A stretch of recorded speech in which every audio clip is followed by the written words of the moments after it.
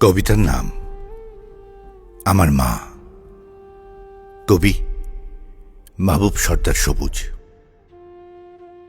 আমার সব কিছুর আগে মা।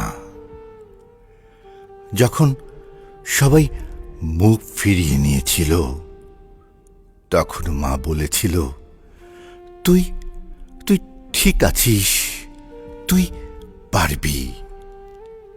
আমি কাঁদলে মার কাঁদে না, শুধু চোখটা আড়াল করে ফেলে।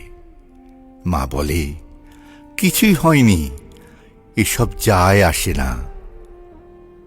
মায়ের কপালে শত দুশ্চিন্তার ভাঁজ, তবু মুখে হাসি, হাতে কাজ।